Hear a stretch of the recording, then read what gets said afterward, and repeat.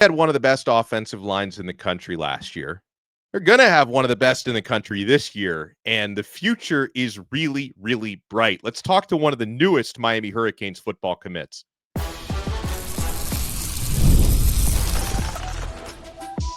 You are Locked On Canes, your daily podcast on the Miami Hurricanes, part of the Locked On Podcast Network, your team every day. Building that great wall of Mirabal, I am Alex Dono, University of Miami alumnus, co-host of Locked On ACC, and writer for Canes County at Rivals. And thank you so much to the everydayers for making Locked On Canes your first listen and your first watch today. We're available free wherever you get your podcasts. We're free on YouTube. We're part of the Locked On Podcast Network, your team every day. Today's episode is brought to you by TurboTax. Ready for stress-free taxes and the most money back guaranteed?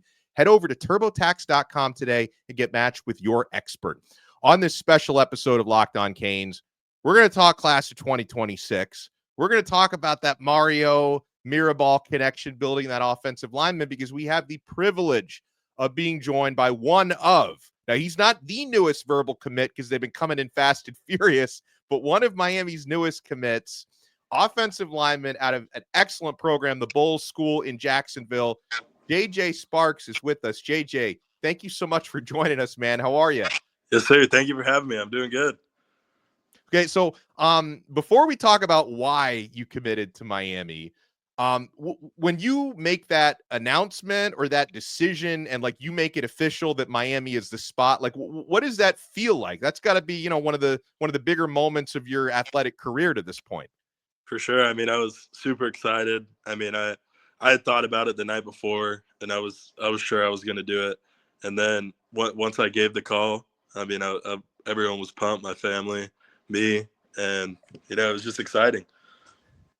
Oh, man. And okay, so leading up to that decision, when you decided, okay, this is me here, I want to be a Miami Hurricane, what ultimately led to that? Like, what were the biggest factors where JJ Sparks said to himself and to your family, Miami's got to be the move?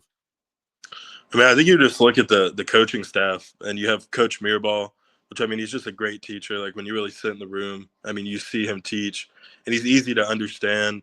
I mean, Andy's just a great teacher in general. He knows what he's talking about. And then Coach Cristobal with the O-line background, I love that. You see him mixed in at practice with the O-line, and he's always with those guys. And, I mean, that was probably the biggest factor for me. And then also just being there, and you see all the players and stuff, and it really does feel like a family. And I like the dynamic of the O-line room too. I mean, I just really fell in love with it while I was there. And something that, you know, covering Miami for a long time, especially the current, you know, coaching staff with Cristobal and everybody, I hear about how constant the communication is. And we know, like, Mario is such a personable recruiter. I get the same impression from Alex Mirabal. Like, how often did you hear from Miami's coaches? And was it a little more than you heard from some of the others? I mean, they were definitely the ones texting me the most. I had a group chat with Coach Cristobal, Coach Mirabal, and then my parents, and they would send probably something every day, and just either about practice or they're on vacation. I mean, we just always stayed in contact. So with Miami, you know, coming in first, like who were the other schools that you took a long look at or maybe came pretty close to getting JJ Sparks? At first, I really liked UNC, and then with the coaching staff change, I ended up kind of floating away from that. And then it really came down to Miami and FSU in the end. We always like to hear that choice when it's made, as we're joined here by one of the newest Miami Hurricanes verbal commits. You got.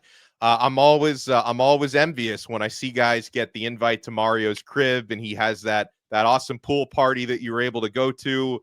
What was that? What was Cristobal's house like, and what was it like with everybody there at that pool party event? I mean, it was sweet. I mean, that's all I can really say about it. Did you eat a lot? I would imagine they had stuff for the O-linemen there. A lot of barbecue. We were grabbing. That is the best possible answer for that. Oh man. Okay. So what? Obviously, you know, you talked about the factors with Cristobal being, you know, former offensive line coach at heart. The proven development of players that he and Alex Mirabal have had together. I know Jackson Powers Johnson was at a recent Miami practice. Panay Sewell played for them in Oregon. Guys like CC and Inez Cooper playing for them right now. What do you kind of see as like the big goals for your development for the next few years that you really think Mario and Mirabal can help you improve about yourself as a player? I mean, I just think my all-around game. I mean, they could always find something to make you better at. Even if you think you're already perfect at it, they have a correction for something. And I mean, I love that. Now, the answer to this question might be both, but do you see yourself as more of a center or a guard at the next level? I mean, I'd be okay playing either. I mean, I don't have one that I like more than the other. I could play both. I like to hear that. Now, do you plan to next year? Do you know if you're going to be able to enroll early, like in January, or are you going to have to wait till next summer? Yes, sir. I'm enrolling early, for sure. I love that. It's a great way to get a jump. And we've talked a lot on Locked On Canes over the last couple of weeks of how many different recruits Miami's been landing verbal commitments from, and on the offensive line as well with Congdon and Irvin and Javion Mallory and John Tavius Wyman a couple days ago, yourself. So it's been really busy. And like I've seen, Miami's recruiting class like go, I think, into the top 10 with the most recent commitment. You got almost, I think, 9 or 10 guys committed now. Do you have like a group chat with the other commits? Do you stay in touch with these guys? So I have a group chat with Coach Mirabal and the other 2 O-line commits. And we've been talking a little bit in there, just trying to get to know each other, build a relationship. Now, have you had a chance to talk to or at least even see Darion Coleman, who's going to be, your future quarterback play? Are you aware of everything he does at Jones in Orlando? I haven't met him personally. I mean, I know about his game, and I've been following up on him, but he's a dog. Yeah, absolutely. He is, man. So what are the next several months going to be like for you now that you're verbally committed to Miami? You're going to make more visits down to South Florida, or are you open to any visits elsewhere? Like, what do you think your course of action is going to be? I mean, I don't really know right now for like next time I'm going to head down to Miami, but I don't plan on visiting anywhere else right now. But I have my official visit in June. That's my next. Oh, yeah. That's right. Those OVs are going to be a lot of fun. Now, I would imagine, when you were down here, you had a chance to watch a spring practice or two. Did anything stand out just in terms of like the competitiveness of practice and what you saw out there? I think just like the speed they move. I mean, in college we have the set amount of time frame, and you can't like go over that. I think they maximize their time out on the field. I mean, everything is like you're getting water, but you're moving to something else, and it's just like you're constantly working. And I mean, everyone's just getting better out there. There's no like time that's getting wasted. Who stood out to you on the offensive line? If you've had a chance to see the guys like CC Cooper, Markel Bell, did you get a chance to see any of those guys work? Yes, sir. I was watching all of them a lot. I ended up watching 2 practices, and then I came on a day where they were doing a walkthrough. So I mean, I kind of got like the full picture of all the guys. And I'm blanking on the center's name right now, but Brockermeyer. Yeah, yes, sir. And just when you watch him, like he's always dialed in. Like he's not a joking around type of guy. Like when you watch him in the weight room, like, but he's not like just like messing around with other people. He's like getting work in between sets. I mean, that really stood out. Now, you go to a pretty serious high school on and off the field and in the classroom at the Bulls School. Do you have any idea what, like, your academic major, what you're interested in studying at Miami? I've been trying to think about it. I haven't really narrowed it down to something exactly yet. But I mean, I was like thinking business, but then I'd be open to like other things too. If you're anything like me, you'll go in thinking you're going to study a certain thing. A couple years later, it'll completely get flipped on its head. So that's what those first couple years are all about, JJ. Yeah, I've heard that man. A lot of people. So it'll be interesting. Now you got one more high school football season coming up at the Bulls. What are you guys' team goals this coming season? And tell me a little bit about the team you're expecting next year. I mean, we're going to win it all. We're going to have a really good team, explosive offense. We got our tight ends, Ohio State commit. Our wide receivers, a Clemson commit. We'll have a full senior O-line.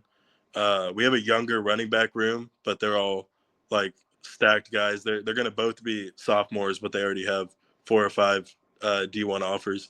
And our defense is we got some new guys that I think are going to fit into some different positions. But I think once we put all the pieces of the puzzle, I think we're going to be really good on both sides of the ball.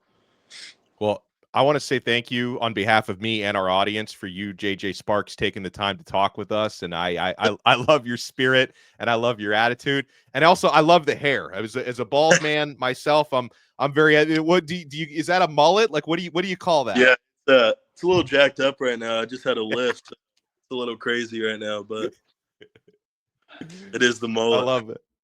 I love that. That is beautiful. Man, make sure you guys give JJ, let people know, because I know you're on social media, right? Where can people follow you? My Instagram is JJ_Sparks_55.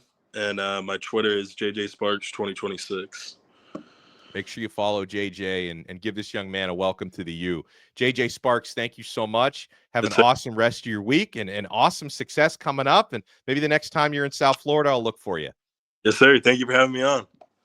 I love it. Great job there by JJ. Guys, make sure you smash that like button, subscribe, and we'll talk to you again next time on another episode of Locked On Canes. We are part of the awesome Locked On Podcast Network, your team every day.